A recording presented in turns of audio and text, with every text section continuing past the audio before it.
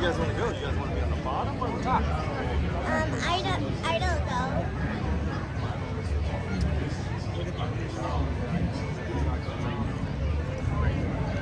Where's the driver?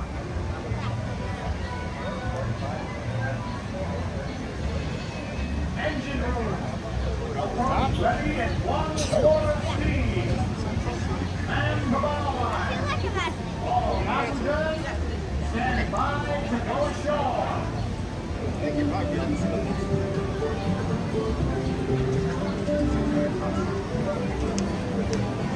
Bowman, cast off bow line. Engine room. Ahead 1/4.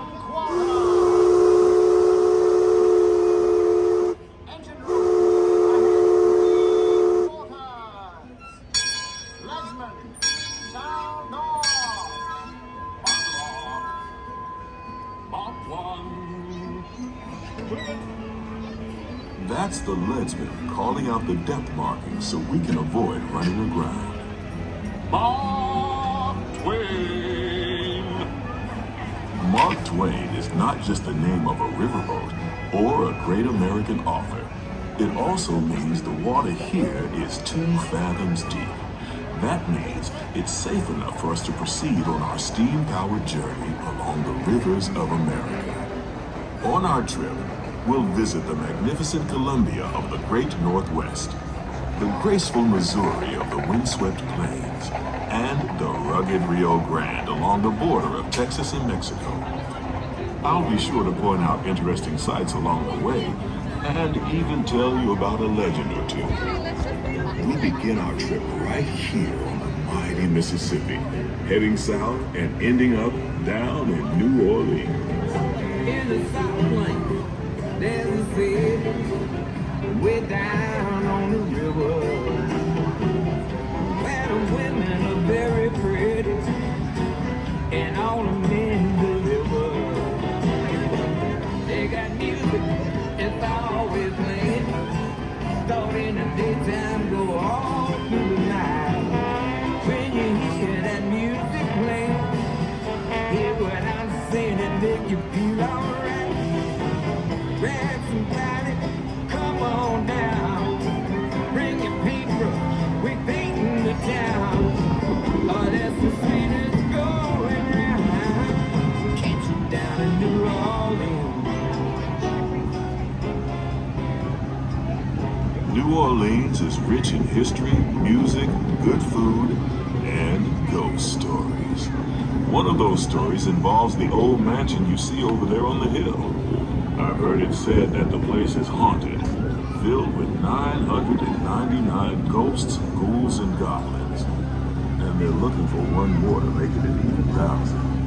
If you're brave enough, you should see for yourself after we arrive back at the landing in Frontierland.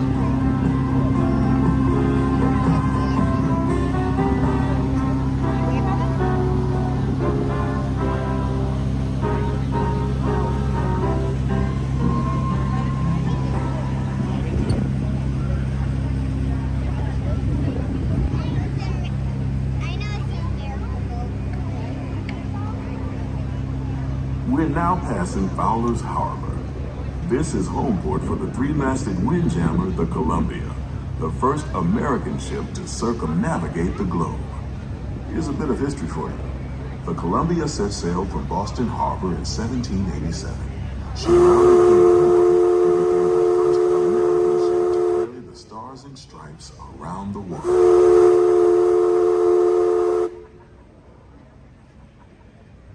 Beyond those levee walls on the port side is the Bayou, future home of Tiana's Bayou Adventure. Princess Tiana swears there's magic out there. And wherever you find magic, you're bound to find surprises. Blue skies and sunshine guaranteed. It's not quite finished yet, but we're almost there.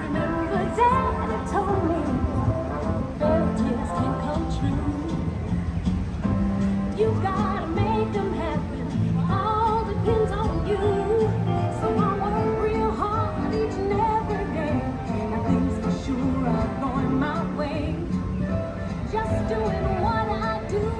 Look out, boys, I'm coming through. And I'm all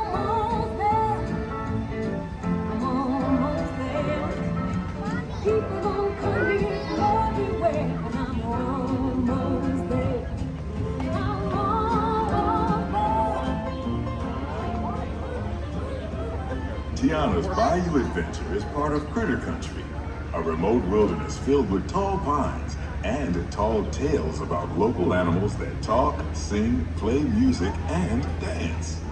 Don't you just love tall tales?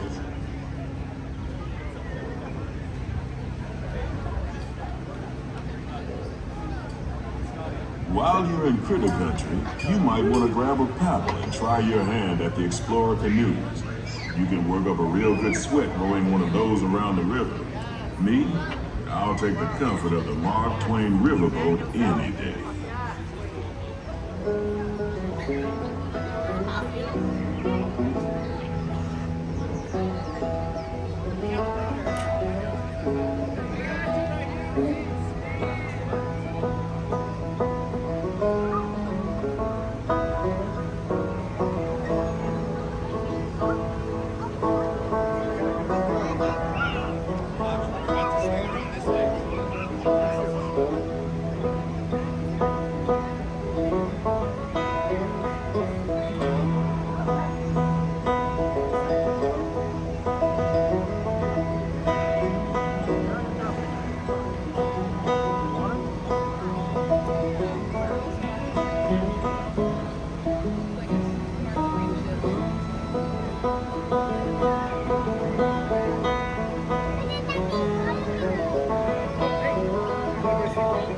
As we head into the remote areas of the rivers of America, you're in for a real treat.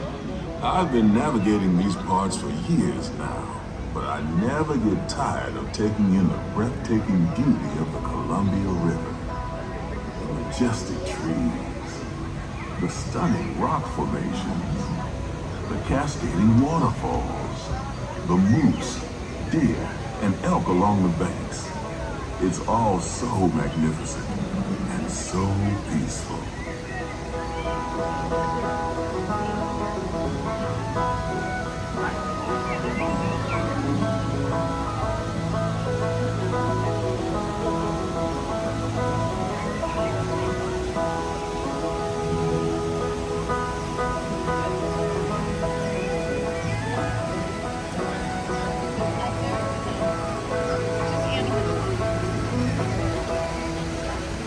Off to the side of the river is an Indian chief, and I do believe he's giving us a sign of peace.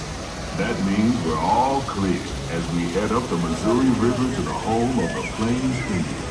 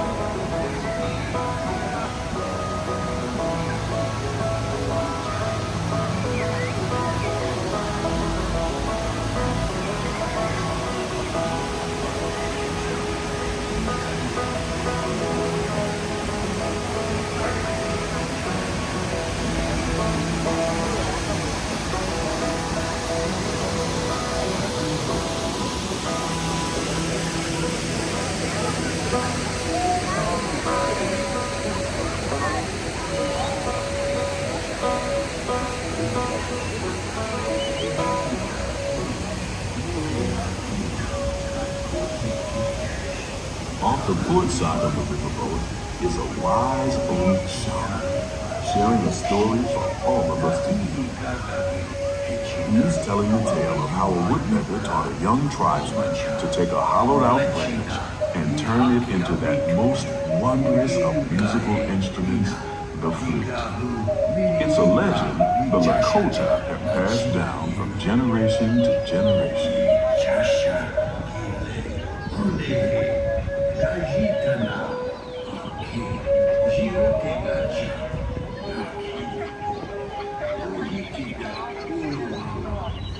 And there, just beyond the shaman, is a tribe of Plains Indians setting up their camp along the banks of the river. They'll be here for a few months and then move on.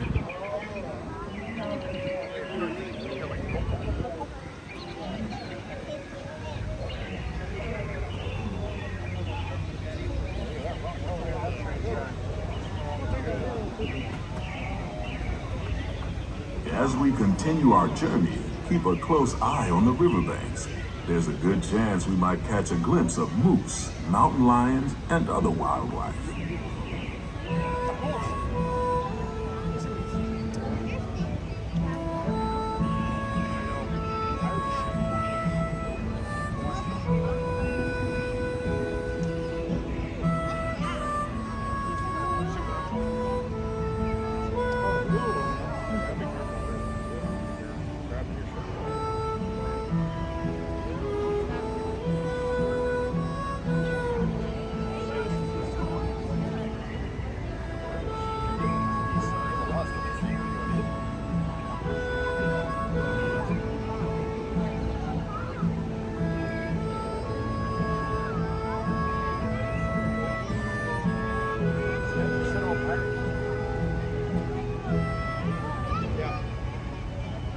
Off the starboard side is Pirate's Lair at Sawyer Island.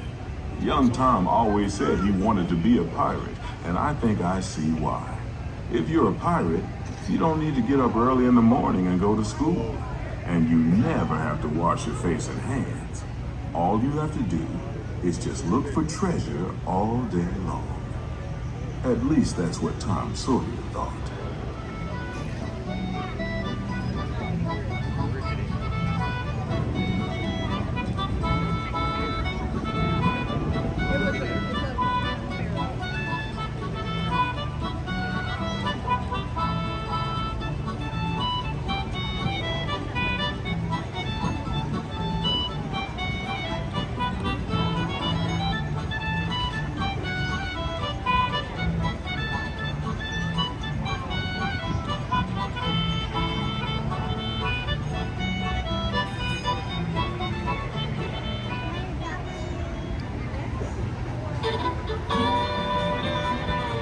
We're now heading back into civilization along the Rio Grande. Off in the distance are the towering buttes of Big Thunder Mountain. Rumor has it that the railroad built to haul gold out of the mountain has been seized by supernatural forces, and they've turned the mining trains into the wildest ride in the wilderness. Of course, that may be just another legend of the river. Just ahead is the Frontierland, where our journey ends. On behalf of our entire crew, I'd like to thank you for the passage on the Mark Twain Riverboat. At this time, we ask that you prepare to disembark. If you're on one of the upper decks, please make your way down to the first deck. The stairways to the right side and the back of the boat that offer the quickest and easiest ride. We hope you enjoyed your voyage with us and that you'll visit us again real soon.